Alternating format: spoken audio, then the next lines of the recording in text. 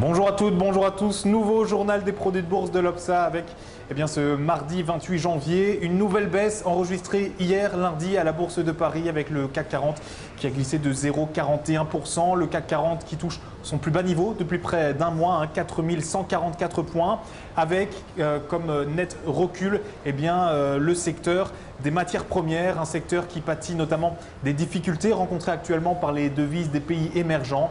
Pour preuve, le recul enregistré par GDF Suez, 1,18%, par EDF, moins 2,41%, ou enfin par Veolia Environnement, moins 1,87%. En revanche, deux sociétés s'en sortaient beaucoup mieux. Il s'agit d'Alcatel et de Accor, qui profitaient notamment d'objectifs relevés par Kepler Cheuvreux et Barclays pour terminer leur séance sur des hausses de 1,75% pour Alcatel-Lucent et de 1,7% pour Accor. Aux États-Unis, maintenant, la journée était marquée par un manque total de direction, la faute à des statistiques immobilières plutôt ambiguës, avec les ventes de logements neufs qui, au mois de décembre, ont fortement reculé de précisément 7%. Mais dans le même temps, le prix médian de ces ventes, lui, sur un an, a progressé de 8,4%. Il atteint un niveau inédit depuis pratiquement 10 ans. Résultat, les investisseurs étaient assez indécis et en fin de séance, ils ont préféré ne prendre aucun risque. Voilà pourquoi le Dow Jones enregistrait une chute de 0,24%, le S&P 500 de 0,46% et le Nasdaq de 1,07%.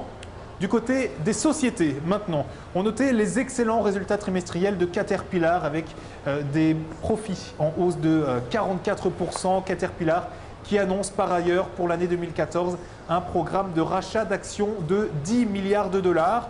Et puis lundi, après la séance de Wall Street, tous les regards étaient tournés vers Apple car le groupe à la pomme allait publier lui aussi ses résultats du quatrième et dernier trimestre 2013.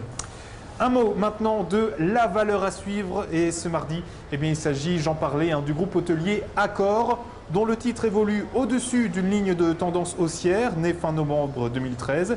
La moyenne mobile à 20 jours se pose également en soutien des cours. Résultat, au-dessus des 33,60 €.